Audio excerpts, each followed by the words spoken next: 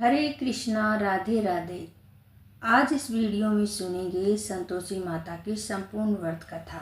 इस कथा को आप अंत तक सुनना और पूरा सुनना, तभी व्रत रखने का पूरा फल प्राप्त होगा। जय हो संतोषी मैया की। एक गांव में एक बुढ़िया रहती थी, जिसके 7 बेटे थे। 6 बेटे कमाने वाले थे और एक बेटा निकम्मा था। बुढ़िया माँ 6 पुत्रों का जूठा 7वें पुत्र को देती थी।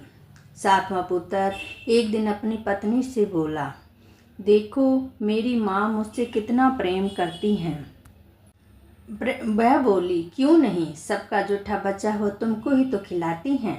वह बोला, जब तक अपनी आंखों से ना देख लूं मान नहीं सकता। पत्नी ने हंसकर कहा, देख लोगे तो तब तो मानोगे। कुछ दिन बाद एक बड़ा त्योहार आया।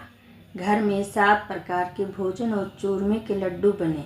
वह पत्नी को बात को जांचने के लिए सिरदर्द का बहाना बनाकर पतला कपड़ा सिर पर ओढ़कर रसोई घर में जाकर सो गया और कपड़े में सब कुछ देखता रहा।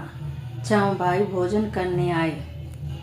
उसने देखा कि माँ ने उनके लिए सुंदर सुंदर आसन बिछाए हैं, 7 प्रकार की रसोई परोसी हैं और आग्रह करके उन्हें भोजन कराती रहे हैं। वह देखता रहा। 6 भाई भोजन करके उठ गए। तब माँ ने उनकी 5 थालियों में से लड्डुओं के टुकड़ों को उठाया और एक लड्डू बनाया। जूठन साफ करके माँ ने उसे पुकारा, उठ बेटा उठ, तेरे भाई ने भोजन कर लिया है, तू भी उठकर भोजन कर ले। उसने कहा, माँ मुझे भोजन नहीं करना, मैं तो परदेश जा रहा हूँ। माता ने कहा, कल जाना है तो आज ही क्यों न जा। वह बोला, हाँ हाँ आज ही जा रहा हूँ। यह कहकर वह निकल गया। चलते समय उसे पत्नी की याद आई। वह गौशाले में कंडे थाप रही थी। वहाँ जाकर बोला, मेरे पास तो कुछ नहीं है, गुट्ठी है सो ले लो, अपनी कोई निशानी मुझे दे दो। वह बोली, मेरे पास क्या है, गोबर भरा हाथ है। यह कहकर पत्नी ने उनकी पीठ पर गोबर के हाथ की थाप मार दी। वह चल दिया। चलते चलते दूर देश में पहुंचा। वहां एक साहूकार की दुकान थी। वहां जाकर बोला, सेठ जी मुझे नौकरी पर रख लो। साहूकार को नौकर की सख्त जरूरत थी। साहूकार ने कहा, काम देखकर तनख्वाह मिलेगी। उसने कहा, सेठ जी जैसा आपको ठीक समझे वैसा करिए। उसने साहूकार को यहाँ नौकरी मिल गई। वह वहाँ दिन रात काम करने लगा। कुछ ही दिनों में दुकान का लेन देन, हिसाब किताब, ग्राहकों को माल बेचना, सारा काम करने लगा। साहूकार के 7-8 नौकर थे, सब चक्कर खाने लगे, लेकिन उसने अपनी लगन, परिश्रम और ईमानदारी से सभी को पीछे छोड़ दिया। उसने किए गए का फल मिला। सेठ जी ने उनको काम देखकर 3 महीने में उसे मुनाफे में साझेदार बना लिया। परिश्रम करते करते 12 वर्ष हो गए। वह नगर का नामी सेठ बन गया और सेठ अपना सारा कारोबार उस पर छोड़कर बाहर चला गया। इधर उसकी पत्नी पर क्या बीती तो वे सुनो। सास ससुर से दुख देने लगे। गृहस्थी का सारा काम करवाकर उसे लेकड़ी लेने जंगल में भेजते। इसी बीच घर की रोटियों के आटे से जो भूसी निकलती है, उसकी रोटी बना कर रख दी जाती और फूटे नारियल की नली में पानी दिया जाता। इस तरह दिन बीतते रहे। एक दिन वह जंगल में लकड़ी लेने जा रही थी। तब उसे रास्ते में बहुत सी स्त्रियां संतोषी माता का व्रत करती दिखाई दी। वह वहां खड़ी होकर पूछने लगी, बहनों ये तुम किस देवता का व्रत करती हो और इसके करने से क्या फल प्राप्त होता है? इस व्रत के करने की क्या विधि है? यदि तुम अपने इस व्रत का विधान मुझे समझा, मैं तुम्हारा बड़ा एहसान मानूंगी। उसने एक स्त्री बोली, सुनो ये संतोषी माता का व्रत है, इसके करने से निद्रता दरिद्रता का नाश होता है, लक्ष्मी जी आती हैं, मन की चिंताएं दूर होती हैं, मन को प्रसन्नता और शांति मिलती है, निपुत्री को पुत्र मिलता है, प्रीतम बाहर गया हो तो वह सिंह लौट आता है, कुमारी कन्याओं को मन पसंद वर मिलता है, चलता मुकदमा खत्म हो जाता है, ग्रह क्लेश की निर्मति होती है, मुख शांति होती है, घर में धन जमा हो तो धन जायदाद का लाभ होता है तथा और भी मन में जो कुछ कामना हो वह संतोषी माता की कृपा से पूरी हो जाती हैं, इसमें संदेह नहीं। वह पूछने लगी, यह व्रत कैसे किया जाता है, यह भी तो बताओ, बड़ी कृपा होगी। वह स्त्री कहने लगी, बिना परेशानी, श्रद्धा और प्रेम से जितना भी मन बन सके प्रसाद लेना। 5.25 पैसे से 5.25 आने तक जिससे भी ज़्यादा शक्ति हो भक्ति के संसार गुड़ और चना लेना। हर शुक्रवार को निराहार रहकर कथा कहना सुनना। इसके ओम बीज कम नहीं टूटे। लगातार नियम से पालन करना। सुनने वाला कोई ना मिले तो घी का दीपक जलाकर उसके आगे जल के पात्र को रखकर कथा कहना, परंतु नियम ना टूटे। जब तक कार्य सिद्ध न हो नियम पालन करना और कार्य सिद्धि हो जाने पर व्रत का उद्यापन करना। 3 मास में माता पूरा फल प्रदान करती हैं। यदि किसी के कर्म ग्रह खोटे हो तो माता 1 वर्ष में अवश्य अनुकूल कर देती हैं। कार्य सिद्ध होने पर ही उद्यापन करना चाहिए, बीच में नहीं। उद्यापन में 2.5 सेर आटे का खाजा तथा इसी अनुसार खीर व चने का साग बनाना।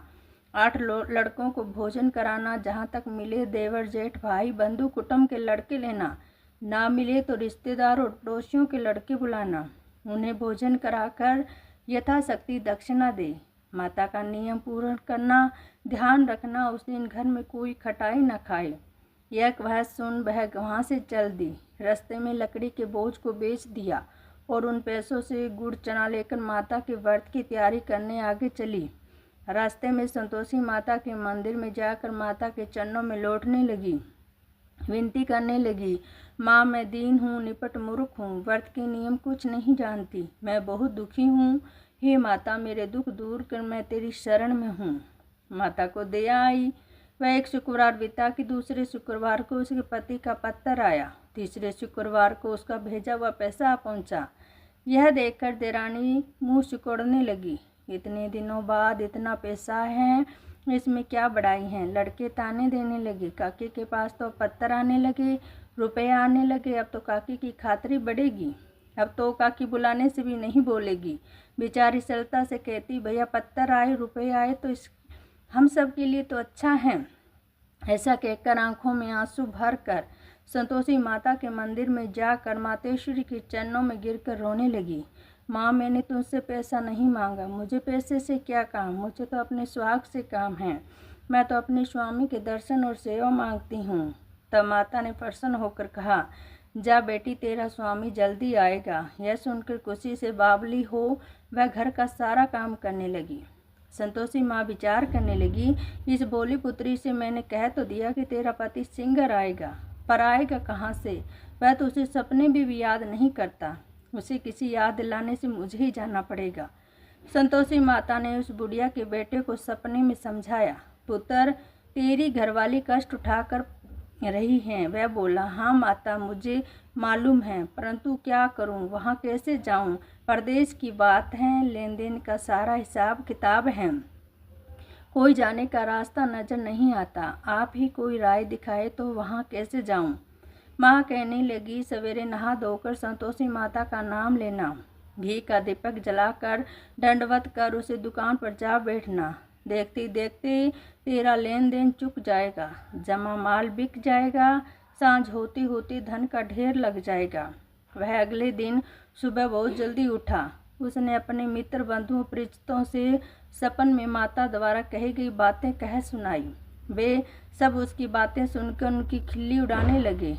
वे कहने लगे, कहीं भी कोई सपने की कोई बात सच्ची होती है। एक बूढ़ा व्यक्ति बहुत समझदार था। वह बोला, केका नहा धोकर संतोषी माता को प्रणाम किया, फिर घी का दीपक जलाकर दुकान पर जा बैठा। शाम तक धन का ढेर लग गया। वह हैरान हुआ। मन में संतोषी माता का नाम लेकर प्रसन्न हो घर जाने के वास्ते गहना कपड़ा व सामान खरीदने लगा। सब काम से निपट कर अपने घर को रवाना हुआ। इधर उसकी पत्नी जंगल में लकड़ी लेने गई। लौटते वक्त थक कर जाने के कारण संतोषी माता के मंदिर में विश्राम करने बैठ गई। यह तो उसके रोज रुकने का स्थान था। धूल उड़ती देखकर माता से पूछती हैं, हे माता यह धूल कैसी उड़ रही है। माँ ने कहा, हे पुत्री तेरा पति आ रहा है, अब तू ऐसा कर लकड़ी के 3 बोझ बना, एक नदी के किनारे पर रख, दूसरा मंदिर में और तीसरा अपने सिर पर रख कर तेरे पति लकड़ी का गट्ठा देखकर मोह पैदा होगा। वह रुकेगा, नाश्ता पानी खा कर माँ से मिलने जाएगा। तू लकड़ी का बोझ उठाकर जाना और वी चौक में गड्ढा डालकर 3 आवाजें जोर से लगाना। लो सासू जी लकड़ी का गट्ठा लो, भूसी की रोटी दो, नारियल के खोपरे में पानी दो। आज मेहमान कौन आया है?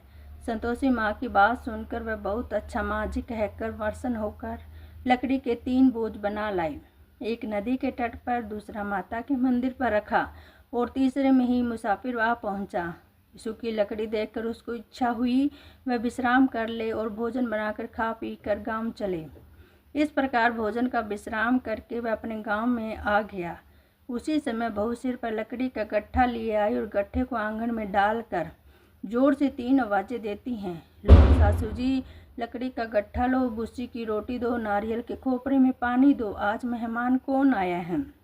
यह सुनकर सास ने अपने दी हुई कष्टों को भुलाने के लिए कहा, बहू तू ऐसा क्यों कहती है? तेरा मालिक ही तो आया है। बैठ, मीठा भात खा, कपड़े गहने पहन। पत्नी की आवाज़ सुनकर उसका स्वामी बाहर आया और हाथ में पहनी अंगूठी देखकर व्याकुल हो गया। उसने माँ से पूछा, माँ ये कौन है? माँ बोली, बेटा तेरी पत्नी है। आज 12 वर्ष हो गए हैं जब से तू गया है, तब से सारे गांव में जानवरों की तरह भटकती फिरती हैं। कामकाज कुछ करती नहीं, 4 समय आकर खा जाती हैं। अब मुझे देखकर भूसी की रोटी और नारियल के खोपरे में पानी मांगती हैं। वह बोला, माँ इसे भी देखा और तुम्हें भी। मुझे दूसरे घर की चाबी दो, मैं उसमें रहूँगा। ठीक है बेटा, तेरी जैसी मर्जी, कहकर माँ ने चाबी का गुच्छा बेटे के सामने रख दिया। उसने दूसरे के घर खोलकर सारा सामान जमाया। एक ही दिनों में वह राजा के महल जैसा ठाट बाट बन गया। अब क्या था, वह सुख भोगने लगी। अगला शुक्रवार उसके पति से कहा, मुझे संतोषी माता का व्रत का उद्यापन करना है। पति बोला, बहुत अच्छा, खुशी से कर लो। वह उद्यापन की तैयारी करने लगी। जेठ के लड़कों को भोजन के लिए कहने गई।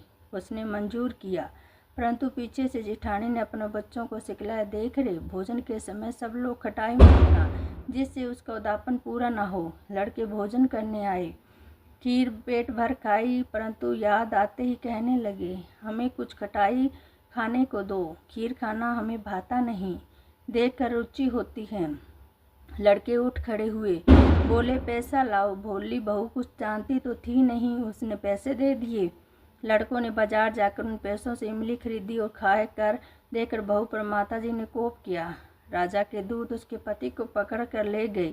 अब क्या मालूम हो जाए जब जेल की रोटी खाएगा। बहू से यह वचन सहन नहीं हुए। वह संतोषी माता के मंदिर में गई और कहने लगी, माता तुमने क्या किया? हंसाकर क्यों रुलाने लगी? माता बोली, पुत्री तूने मेरा व्रत भंग किया है, इतनी जल्दी सब बातें भुला दी। वह बोली, माँ भूली तो नहीं, पर अपराध किया है, मुझे तो लड़कों ने भूल में डाल दिया, मुझे क्षमा करो माँ। माँ बोली, ऐसी भूल कहीं होती हैं? वह बोली, अब कोई भूल नहीं होगी। अब बताओ मेरा पति कैसे आएगा? माँ बोली, पुत्री जा, तेरा पति तुझे रास्ते में आता मिलेगा। वह मंदिर में निकलकर बाहर आई तो रास्ते में उसने पति आता हुआ मिला। पूछा, कहाँ गए थे? वह बोला, इतना जो धन कमाया था उसको राजा ने मांगा था, भरने गया था। वह प्रसन्न होकर बोली, भला हुआ, अब तो घर को चलो। फिर अगला शुक्रवार आया। वह बोली, मुझे उद्यापन करना है। पति ने कहा, ठीक है, कर लो। वह उद्यापन की तैयारी करने लगी। पति ने जेठानी के लड़कों को सिखा दिया कि तुम पहले खटाई मांगना। लड़के भोजन करने बैठे, लेकिन करने से पहले कहने लगे, हमें खीर खाना भाता नहीं, जी बिगड़ता है, कुछ खटाई को दो। वह बोली, खटाई नहीं मिलेगी, खाना है तो खाओ, नहीं तो जाओ।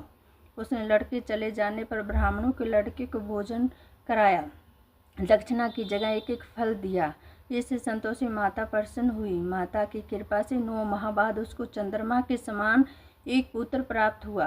पुत्र को लेकर वह प्रतिदिन संतोषी माता के मंदिर में जाने लगी।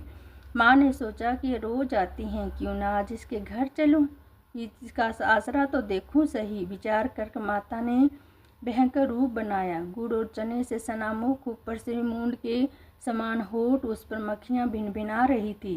दहलीज में पैर रखते ही उसकी सास चिल्लाई, देखो रे, कोई चुड़ैल डाकनी चली आ रही है, लड़के इसे भगाओ नहीं तो सबको खा जाएगी। बहू रोशनदान से सब कुछ देख रही थी। वह बड़ी प्रसन्न हो उठी, आज मेरी माता मेरे घर आई हैं। यह कहकर दूध पीते बच्चे को गोद से उतार दिया।